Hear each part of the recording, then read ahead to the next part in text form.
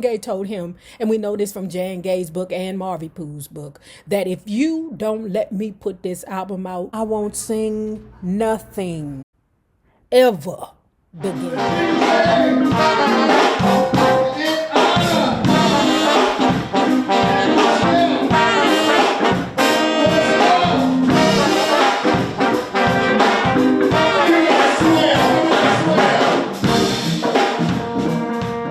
Well, hello there, love bugs. Hello there, Bellas. If you have not already done so, please remember to like, share the Facebook, subscribe, and visit uptopbeauty.com for these Mick shades in red. We have them in black and tortoise.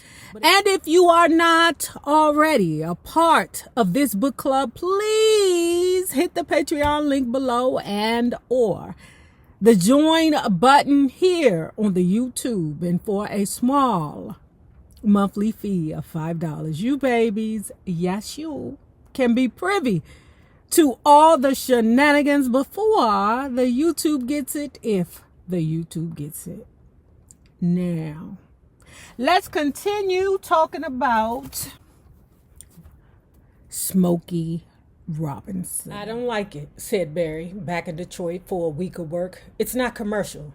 I don't think they're going to play it on the radio. Look, man, I told him, all the writers and artists love it. We think it's brilliant. I'm trying to talk him out of it, Barry said.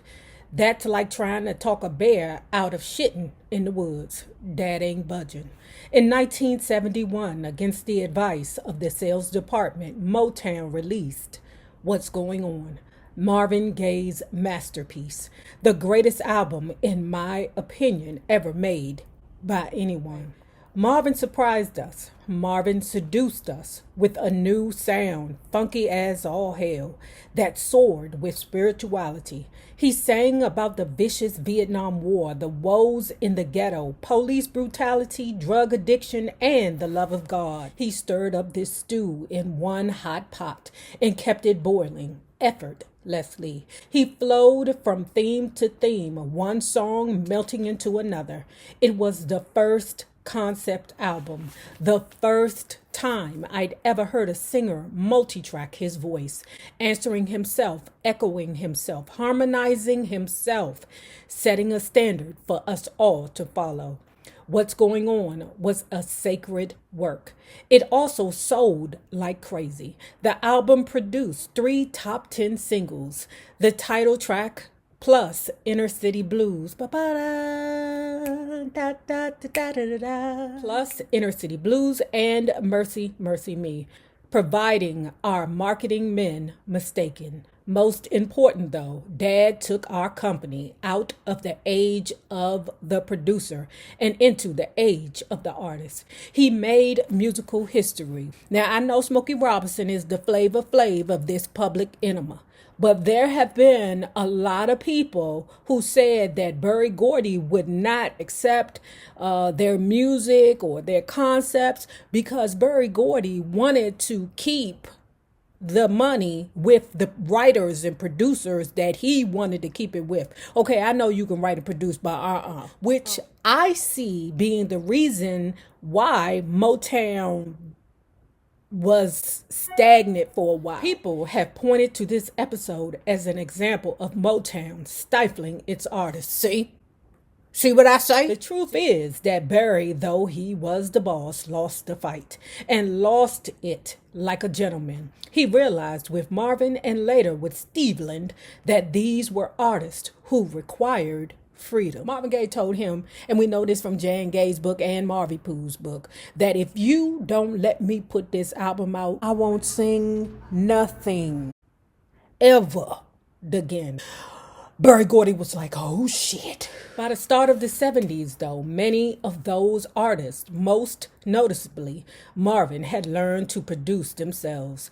They no longer needed instruction or direction. They were capable of creating their own finished product. Bullshit the baker. A lot of them been had it in them. Just Gordy would not allow these people to produce and write. Barry was stifling them because he didn't want to split the money up in a different way. Girl, Smokey girl, stop it. It was Motown, so often criticized for fencing its artists, that tore down the fences. Marvin did it magnificently with What's Going On. A year later, Steveland broke through with Talking Book. My artistic break wouldn't come until the mid 70s. I felt Marvin's mighty influence, but I still hadn't cut the cord with the Miracles. First, I'd have to make it through our farewell tour, a time of turbulence and tears. During the last tour with the Miracles, my mood changed from bad to worse. I played dates with them, introducing Billy Griffin as the new lead singer well into the summer of 1972. I felt like a prisoner in a cage of my own making. I knew what it meant to be a lame duck president. My miracle thing had been dead for years, yet here I was, still performing, still trying to act like my heart was in it. The last gig was a heavy happening. I decided to film my final day with the Miracles, from playing chess and cards in the dressing room to the concert that night at the Carter Barron Amphitheater in Washington, D.C. Pause. Carter Barron is such a spectacular place because I've seen acts like Frankie Beverly there. Can you believe that? Under the stars. Listening to Frankie Beverly under the stars. I got introduced to Shakespeare there. First Shakespeare play I've ever saw was, I think it's called The Tale of Two Cities. Yes, y'all, that's how lame I am. I'm serious with my L7-ness. And you ain't gonna make me feel bad for being one. That's probably why I'm able to make money off of what I love to do the most, because I've been an L7 forever. The last gig was a heavy happening. I decided to film my final day with the Miracles, from playing chess and cards in the dressing room to the concert that night at the Carter Barron Amphitheater in Washington, D.C. Junior Walker was opening for us, but it rained so hard and long into the evening with flashing lightning and booming thunder that Junior had to be canceled. Dramatically, the downpour stopped at 10 o'clock, just in time for us to go on. A loyal capacity crowd had braved the storm. They were waiting for us. Back in my dressing room, I've been despondent and guilty, I guess, over leaving the guys. Beans Bowles was our musical director, Taylor Cox, our manager, and Jimmy Johnson, the cat we called Mother. They were consoling me. "You've given to the guys, Smoke," said Beans. "You've overgiven," Mother maintained. I went on stage, and though I'd been trying to quit for years, a sadness suddenly engulfed me, an awesome feeling of loss and regret. I was being bubbly for the fans, singing and dancing, but I was dying on the inside, feeling like the character in The Tears of a Clown, smiling through my pain. I hated the thought that I'd never be on stage with these guys again. I knew that my life, for better or worse, would never be the same. The chapter was closed. I was out of the Miracles. It was June of 1972, and I could finally enjoy some peace of mind. For 14 years, I'd been running around, writing, producing, performing. Now I just wanted to kick back and be with the beautiful kids that Claudette and I had struggled so hard to have. I was retired in Southfield, Michigan, a man devoted to his family and the noble game of golf, just to make sure I didn't get flabby. I also started a long-distance running routine. My retirement was sweet for as long as it lasted. About a month. Barry had just made Lady Sings the Blues with Diana Ross, Billy D. Williams, and Richard Pryor. The movie would prove to be a big hit. I'd get to name and write the lyrics to Michael Legrand's lush theme song, Happy. But it hadn't opened yet, and Barry, who'd poured his own money in the production, was nervous. I could feel how the pressure of movie making was getting to Barry. It was one thing to deal with the record business, but now he was up against cold-blooded, cutthroat, smack you down, hope you fail Hollywood. Beyond my job as vice president, which mainly meant screening and signing new talent, I had a feeling Barry simply needed my friendship. At the same time, it still hurt when I thought of leaving Detroit. At first, Claudette was reluctant. It wasn't easy for her to consider leaving family and friends, but she went along with the decision. She knew that our future was with Motown, and as far as Detroit went, Motown was long gone. By August, only 2 months after I left the Miracles, I was living in a hotel on Wilshire Boulevard in Westwood, waiting for Claudette to sell the house and settle our affairs. Sweet harmony. Go on and blow on. Stay in a perfect tune. Through your unfamiliar song, make the world aware.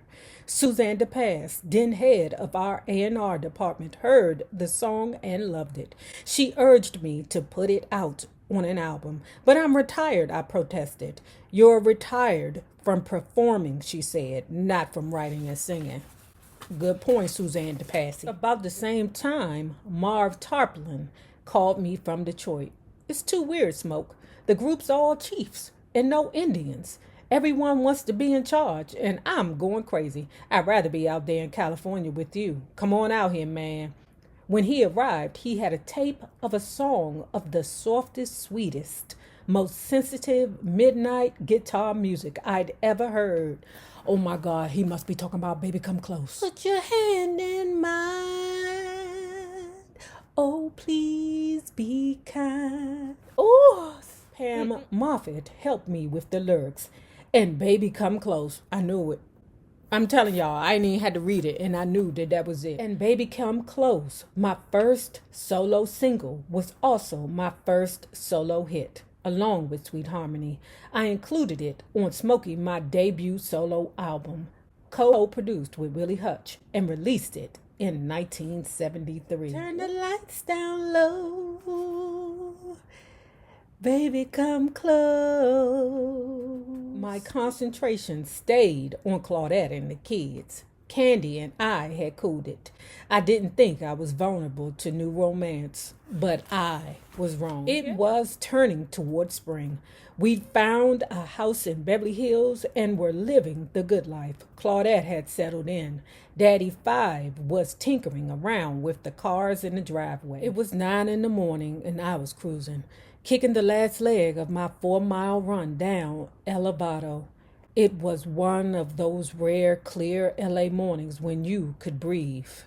Hey, Smoke. I stopped. You say that you love